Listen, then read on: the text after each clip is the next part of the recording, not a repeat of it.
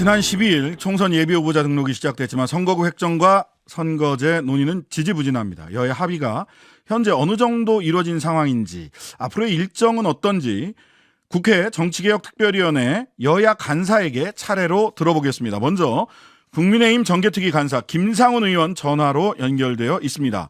김 의원님 안녕하세요. 예, 안녕하세요. 네네. 자, 바로 좀 여쭙겠습니다. 먼저 예, 사실 매번 총선 때마다 선거구 획정이 늦어지고 있잖아요. 원래는 예. 1년 전에 획정해야 되는 것으로 알고 있는데 맞습니다. 예. 이번엔 선거제 개편까지 연결돼 있는 상황이라서 계속 늦어지고 있는데 지금 어디까지 지금 온 겁니까? 먼저 지금 현황을 좀 말씀을 해주시죠.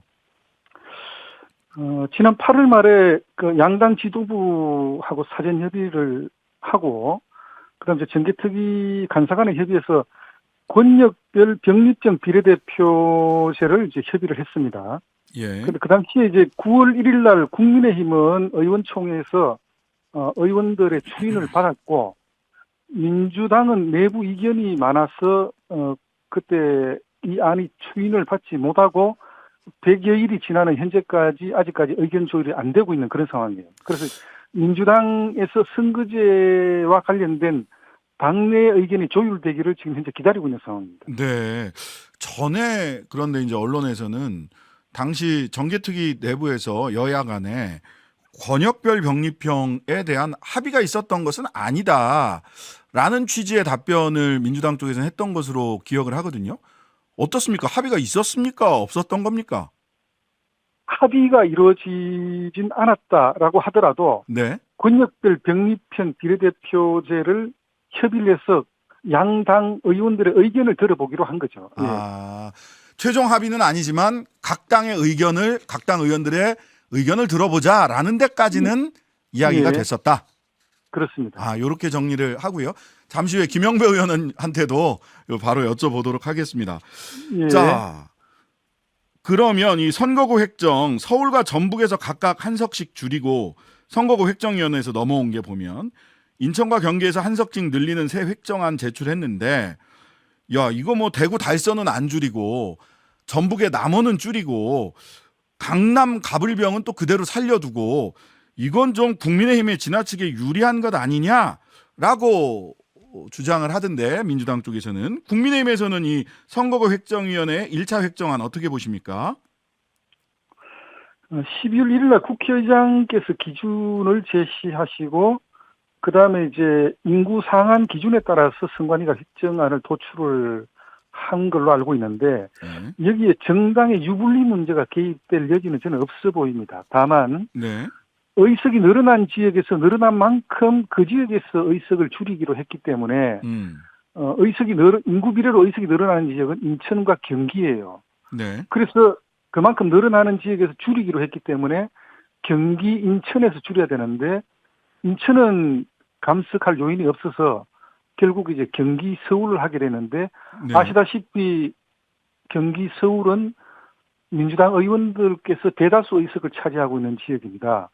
그러다 보니까 감석 논의가 있는 지역에 민주당 현역 국회의원들이 되게 이제 좀 불편해졌어요. 자기들 지역이 영향권에 들었기 때문에. 네. 그렇지만 정당의 유불리 문제만을 놓고 따진다면 수도권 의석이 한 석 더 늘어나기 때문에 수도권에 좀 우세를 보이고 있는 민주당에 저는 상대적으로 유리할 그런 선거 일정이 될 수 있다 이렇게 판단을 합니다. 네. 자, 요 선거구 획정은 일단 한 번은 다시 그 국회에서 선거구 획정위원회로 되돌려 보낼 수가 있는 거죠. 그렇습니다. 예. 예. 요거는 어떻게 국회에서 결국은 되돌려 보내지게 될까요? 아니면은 1차 안대로 확정이 될까요? 어차피 국회에서 법을 통해서 확정하는 거니까요.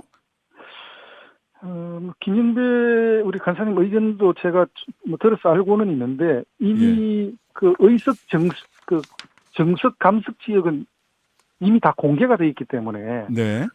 그걸 건드리게 되면 어느 한쪽을 살리면 어느 한쪽을 다시 새로 죽여야 돼요.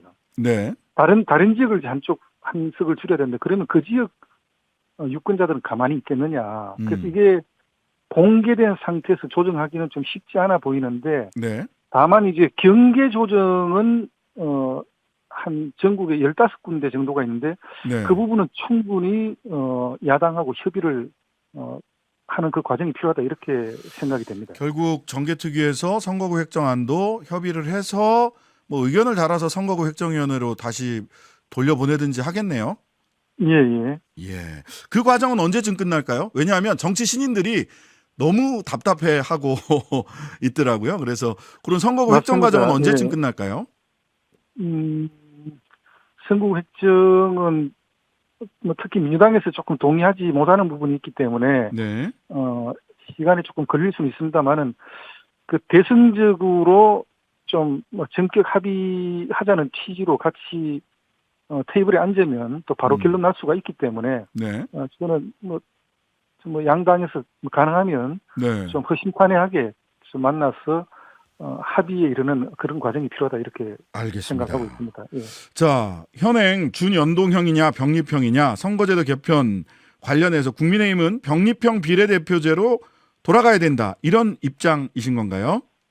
그렇습니다. 저는 이제 그 유권자가 자신이 한 투표 행위의 결과가 어떻게 나타나는지 명쾌하게 이해할 수 있어야 된다 이렇게 봅니다. 네. 그렇지만 이제 뭐 아시겠지만 병립형 비례대표제는 정당이 얻은 득표율만큼 의석을 가져가는 아주 단순한 구도로 진행이 되는데 연동형은 굉장히 복잡해요. 그 300석 곱하기 정당 득표율에 따른 의석수 마이너스 지역구 의석수 나누기 2 이렇게 해야 네. 되는데 이런 복잡한 산식 특히 전 세계적으로 독일, 아일랜드, 스코틀랜드 정도만 채택하고 있는 네. 연방제 국가 정도가 채택하고 있는 이 제도를 굳이 우리가 따라야 되느냐 이런 판단을 하고 있습니다. 그래서 국민들 입장에서 봤을 때 명쾌하게 자기의 투표가 결과가 어떻게 나타난다는 걸 이해할 수 있는 그런 제도로 다시 한번 우리가 채택하는 것도 굉장히 의미 있는 일이 아니냐 이렇게 생각을 하고 있습니다. 네. 그런데 물론 뭐 국민들이 명쾌하게 이해하는 것도 또 중요하지만 또 정당 입장에서는 그 각 정당의 이 제도의 유불리를 따져볼 수밖에 없잖아요. 예. 예. 국민의힘 입장에서는 병립형으로 돌아가는 게 국민의힘에게도 정치적 실익이 있다 이렇게 보시는 건가요? 실익 문제를 따지면 연동형도 실익이 없는 건 아니에요. 다만 국민들은 계산 방법을 알 필요가 없다. 찍기만 하면 된다라고 이야기하는 그 선거 방식을 채택하는 것은 국민의 입장을 고려하지 않고 정당의 입장만 강조를 하는 부분이기 때문에 네. 또 뭐 민주당 같은 경우는 정의당과의 연대 뭐 이런 부분의 필요성 때문에 연동형을 주장하는 의원들도 많으시지만 네. 국민의 입장을 놓고 본다면 병립형을 다시 채택하는 게 굉장히 의미가 있다 이렇게 보는 겁니다. 언론에서는 소위 이준석 신당 등 보수 신당의 창당을 차단하기 위해서 국민의힘이 병립형을 강하게 주장하는 것 아니냐 이런 분석을 하는 언론도 있는데 이 부분은 어떨까요? 우리가 9월 1일 날 권역별 병립형을 채택하기로 의원총회에서 추인을 받았을 때는 네. 이준석 신당의 문제가 불거지기 전이었습니다. 네. 네, 그래서 그건 그렇게 오해하실 필요는 없다 이렇게 봅니다. 네. 자, 민주당 홍익표 원내대표가 국민의힘이 위성정당 방지법에 협조하지 않고 있다. 15일까지 결론 내달라 이렇게 촉구를 했습니다. 정개특위에서 현행 제도에서 위성정당 방지법 채택으로 의견이 모아질 가능성은 없는 건가요? 우리나라 헌법은 그 정당의 창당 자유 그리고 정당의 활동 자유를 보장을 하고 있어요. 그래서 위성정당이라고 하지만 정당의 창당을 방해하는 그런 입법은 위헌 소지가 있다고 보여지고 네.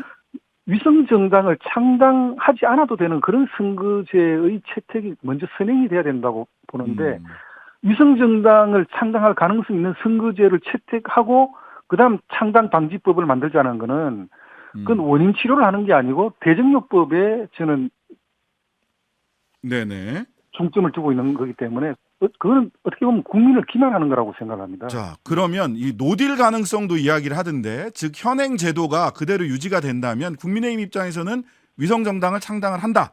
이렇게 지금 입장이 정리가 된 건가요? 지금 현재는 현실적으로 한석을 더 차지하는 문제, 이런 부분도 굉장히 뭐 양당의 중요한 뭐 관심사일 것이기 때문에 네. 뭐 국민의힘은 물론이고 민주당도 현행과 같이 한다면 위성정당을 창당할 가능성이 높다, 저는 그렇게 봅니다. 네, 현행 제도라면 양당 예. 모두 위성 정당을 창당할 것이다. 이렇게 그렇습니다. 예상을 하신다는 거죠. 예.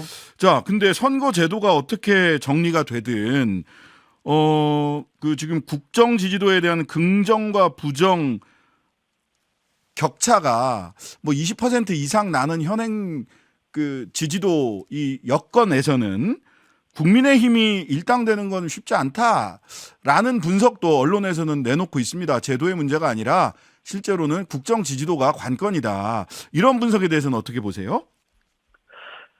뭐 저도 참 길지 않은 정치 경험을 놓고 봤을 때 네.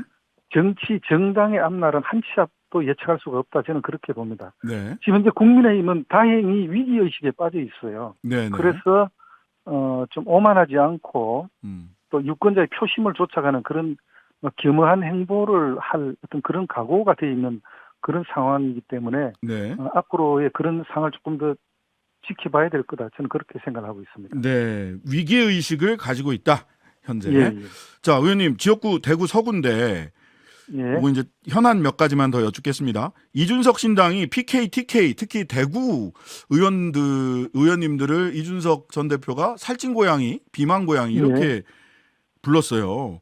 대구에서 예. 출마할 가능성도 있다고 하는데 지금 대구 민심 어떻습니까? 이준석 전 대표가 대구에 출마를 한다면, 표심으로만 본다면 대구는 이준석 대표에게 유리한 지역은 아니다, 저는 그렇게 봅니다. 지난 대선 때 윤석열 후보에 대한 지지율이 가장 높게 나타났던 데인데 네. 상대적으로 또 이준석 대표 최근에 어떤 여러 가지 좀 행보라든지 뭐 언행을 보면 이준석 대표에게 결코 유리한 지역이 아닐 것이다, 저는 그렇게 전망하고 있습니다. 네. 자, 국민의힘 비대위 체제로 총선 치를 예정인데 오늘 3선 이상 중진회의 최고위원회 뭐 하면서 비대위 위원장 관련된 이런저런 논의가 많이 있었다고 하는데 우리 예. 김상훈 의원님도 3선 중진이니까 그 중진회의 참석하셨죠? 예, 예. 그 최고위원들까지 회의하면서 뭐 나경원 의원을 비대위원장으로 뭐 추천을 해보자 이런 얘기들도 나왔다는데 어떤 얘기 오갔습니까? 비대위로의 전환이 불가피하다는데 대체로 좀 공감하는 그런 자리였고, 네. 또 특정인을 비대위원장으로 좀 거론하는 그런 분위기는 아니었습니다. 다만 여러 후보군 중에 네. 또 정치와 선거 경험이 있는 사람, 또 음. 아니면 참신한 사람, 아니면 좀 그 대화합을 이끌어낼 수 있는 리더십을 가진 사람, 네. 그러니까 비대위원장 요건에 대해서 많이 논의를 했고, 네. 특정인을 거론하는 그런 자리는 아니었습니다. 그렇군요. 그럼 뭐 네. 위원장님 개인적으로는 비대위원장으로 어떤 요건을 가진 어떤 분이 좋겠다 뭐 개인적 견해 좀 말씀해 주실 수 있으실까요? 예, 우리 당은 늘 공천 때마다 시끄러운 그런 과정을 거쳐왔어요. 민주당은 상대적으로 좀 시스템 공천이 정착돼 있는데, 네. 우리 당은 이제 사람을 대상으로 공천을 하려고 하다 보니까 네. 늘 잡음이 있게 됩니다. 네.